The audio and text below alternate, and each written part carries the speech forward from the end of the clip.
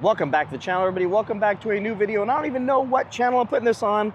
Maybe OC Motivator, maybe more OC Motivator, because nobody watches Lamborghini stuff on OC Motivator, but who knows, maybe this one up there. So with that said, today I'm going to give you a full tour and breakdown on my 2015 Lamborghini Huracan LP610-4.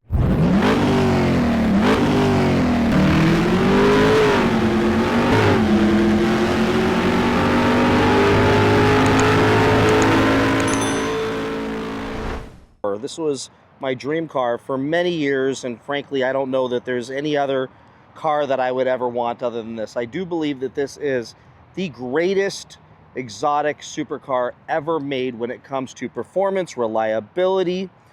It's got everything. This is the epitome of what a supercar should have been. If you buy an older Gallardo, or like what I used to have, you're going to be in the repair shop a whole bunch. If you get an old Murcielago, you're going to be in the repair shop.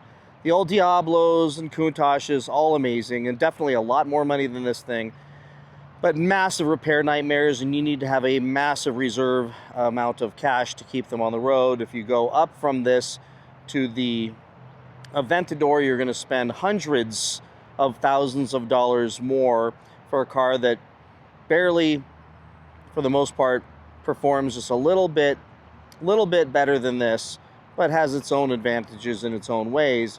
But you end up stepping up to a single clutch versus a dual clutch transmission, which is a significant different experience to drive, and some love it because it's raw and some don't. But it's so much more money to get one of those things, and when it breaks or you need a part on it, it's ridiculously expensive.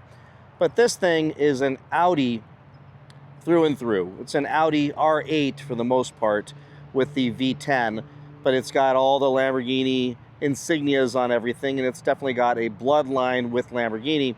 But what's great is when I needed to do my brakes, if I called, well, I did call Lamborghini dealership, and the brake pads were over $3,000, and then I went and called another vendor who said, I can just sell you the Audi brake pads for $1,700. So well over $1,000 or probably even $1,500 difference, because I just got the Audi parts, were the exact same things. And by the way, you can't see the four circles on those brake pads, can you?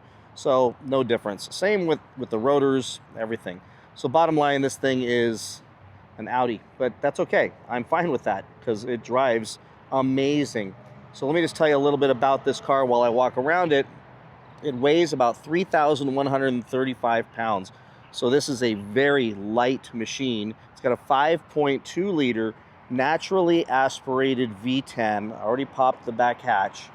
And here is that beauty in all of its glory, with all of this carbon fiber in here. Look at that big engine. Naturally aspirated. So it's not a hybrid. It's not supercharged. You can supercharge these things in a very reliable way and get some ridiculous horsepower, but right now this thing comes with a bone stock 610 horsepower. What you can't see underneath here, other than where you put the oil in, which takes all these little screws to get out, but you can't see the new exhaust that I just put on, which is a Soul Performance race exhaust, which adds, they say, about 14 to 15 horsepower. And it also takes off a solid, probably over 100 pounds of weight. They say maybe, I don't know, maybe it's only 50. But nonetheless, it's a significant amount of weight because the stock exhaust is such a monstrosity behind here, and replaced it with just two little pipes. And I will tell you, it sounds insane. I will start it up at the end of this video, and you can hear how amazing this thing sounds. But that is under the bonnet, as they call it, of the LP610-4. Of this beast. And this is one of the reasons why people love this thing so much, is it's extremely reliable compared to many other Lamborghinis. This thing is very reliable, and that's why people love it. And I've seen people, I won't say who, but I will tell you, I've seen people, I've had friends who have had similar cars who abused the daylights out of them, drove the living heck out of them, which is great, but then did not service them, stay on top of them, didn't change the oil regularly, didn't change all the fluids, didn't service it, just frankly didn't take care of it, and the thing still got to 70,000+ miles before it had any issues. And frankly, it just serviced it. They'll go a lot more. The other great thing about these is you can get them 2015 version for under $200,000. I paid $195,000 for mine. Let me show you the storage that comes with this thing, which is another thing that I love about this car. Is it's got the modern little touch here. Even though it's a 2015, I can pop this thing with my remote, unlike my Gallardo. And I've got enough storage here for a perfect shape and size for a carry-on bag like you would take on an airplane. That's exactly what fits in there. This thing comes with a air compressor. It comes with, I added my own in there. Comes with the stop leak stuff in case you get a flat, because there is no spare tire here. And the air compressor, I think, is over here. And a lot of these cars get these things stolen over time, and they don't have them. But there's my compressor. This is something that's entertaining. This was, I think, $150. And I will tell you, if you need one of these ever, do not buy it. It's a Torx bolt here to get your wheels off, because these are not standard lug nuts. And these go in there. And this thing, I went to Lamborghini dealership and paid well over $100 for it. And then I got one on eBay for like 15 bucks or something like that. And that was just my mistake of wanting to keep everything Lamborghini, and didn't realize how much cheaper it was going to be elsewhere. You've got a little 12-volt plug here in case you want to put, like, you can put a little refrigerator in here, ice chest. Underneath here is access to the battery, which is nice, because to change the battery in this thing, you just pull this out, which I did on my Gallardo. Some screws in here, pull this thing out, and you can get right to the battery and change the battery super easy, which can be done yourself. So you don't have to take it to the shop for that, which they would charge you an astonishing amount of money to do, because the dealership and even the repair shops are pretty obnoxious when it comes to this thing. But now let's go and check out the inside of this thing. Now, yes, I still have the plastic. Yes, I'm going to take it off. But this is an inside look. And yes, I have my phone mount here.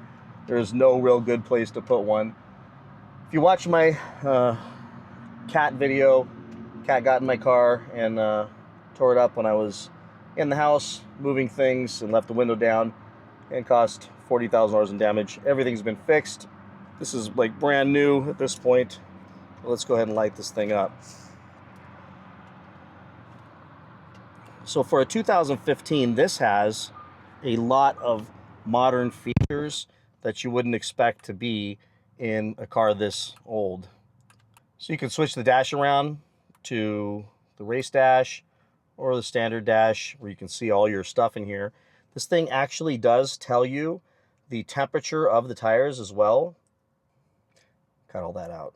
All right, there you can see the tire pressure and the temperature of the tires. Let me see if I can get closer here. The temperature of the tires, which is really cool.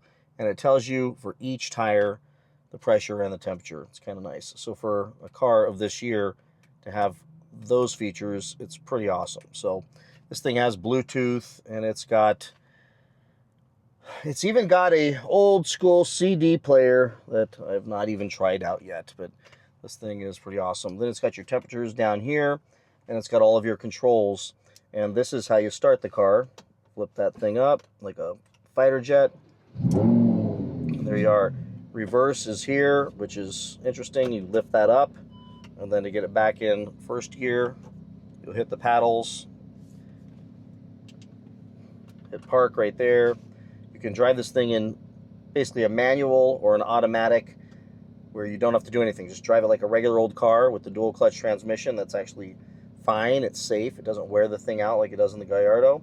Or you can put it in manual, where you use the paddle shifters to control the gear shifts of the car.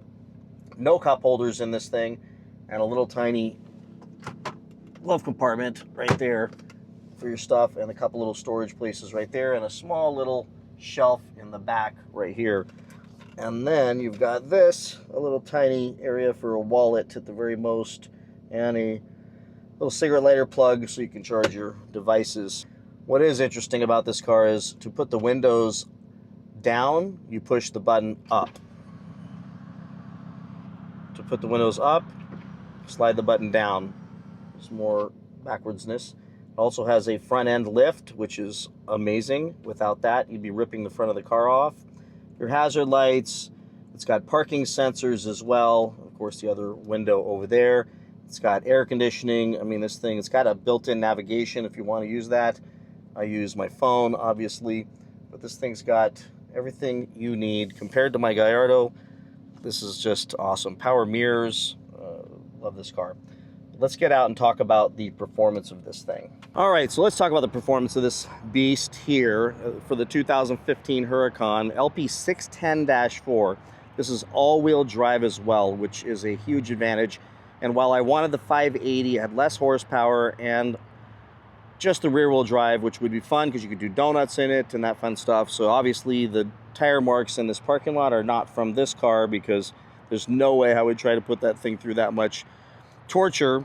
But this thing is all-wheel drive, which is really nice. And they say, and there's been some Car and Driver articles and others who rated this thing when it was coming out, and even since then, that this thing will do a quarter mile in 10.4 seconds, which is faster than that Dodge Daytona EV. Now, obviously, this is hundreds of thousands of dollars more new, so that wouldn't be a fair comparison. But considering this is not an EV, and this thing has that kind of power, it'll do top speed in the quarter mile, hits 130, but the top speed overall for this car, they say that it's 202 miles an hour. I've heard of and seen online people doing more than that in this thing, but I wouldn't even think about it. I do have a friend of mine that did 201 in his Huracan, but it was an STO, which is just insane, and it was higher than what that top speed was published at as well. The 0 to 60, and here's the fun part, is 3.2 seconds 0 to 60. So 3.2. Now remember, the Daytona's 3.3, and that's optimal conditions. They're both all-wheel drive. So not that I think it's fair to compare this thing to a Dodge, especially a Dodge EV, but it's just, there is cars out there that are gas cars that will absolutely boogie down the track and hit the 0 to 60 better than an EV that's got an engine, but they cost lots and lots of money, and that's this thing. And this thing is very, very light, which helps a lot. It's got a 7-speed twin clutch, dual clutch transmission, and the gas mileage it says it gets 16 miles per gallon combined, but I will tell you, I've had this thing over 20 miles per gallon. It's aerodynamic, and when it gets up in that top gear, gets up in 7th gear, this thing is cruising down the highway and barely any RPMs, and it's just going. And I'm getting tons of gas mileage out of this thing, and it's pretty astonishing. And around town, though, if your foot gets in it, that V10 will suck that gas down, and you can drop that thing down to single-digit miles per gallon in a split second. And one thing I didn't mention is the torque on this thing is about 413 foot-pounds of torque. So at 610, let's just say I'm at 622 with the exhaust on it. Horsepower, 413 foot-pounds of torque, all-wheel drive, and it has launch control. This thing can get up and go like you would not believe. And there's been times I've had this thing out just on the highway and had somebody come up and want to play a little bit, and I just downshift it and stomp on it, and I swear it feels like one of those old movies that are in fast forward. You feel like everything suddenly became stuck in fast forward, because it is so fast. It is so quickly, so readily, the power is so readily available that it's a little shocking compared to almost any other car, pretty much any other car I've ever driven. And I've driven lots of cars, but this is one insane vehicle, the way it performs. And those people out there that hate the exotics and think they're junk and all this other crap, I've got the most reliable exotic car. I've got 31,000 miles, bought it with 20,000 miles, and I've done nothing but, I did do brakes, and I did do just oil changes and fluids. Other than that, this car has been fine, and this car will probably go 100,000 miles plus if I continue to service it and keep it in good condition, take care of it, and drive it. The key is with these cars, you got to drive them. If you don't drive them, they will turn on you, like my Gallardo did when I let it sit for a couple months. It developed leaks and all kinds of stuff. But this is known for incredible reliability. Now, let's start this baby up, throw a couple revs. We're in a parking lot. I should not offend or disturb anybody. So we'll throw a couple revs and let you hear this new Soul Performance exhaust that I feel like I probably went a little bit too far with this exhaust, but it is amazing. So let's play that. Let's show you that.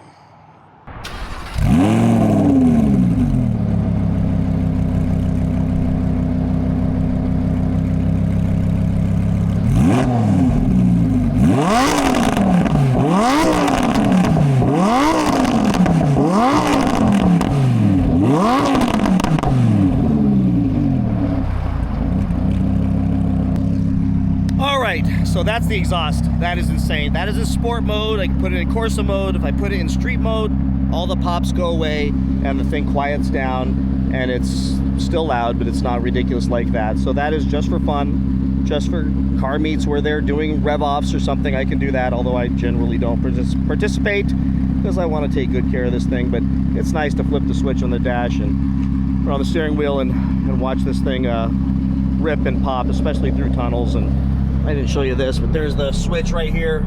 You pop it from Strata to Sport to Corsa, and here it's nice and docile. There it gets louder when I'm driving and shifts differently and pops like crazy.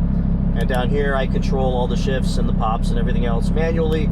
So pretty insane machine. So with that, everybody, let me know what you think in the comments below. Like, subscribe, and I will see you all in the next one. Now I'm gonna get out of here in case somebody called the cops on me. Bye-bye.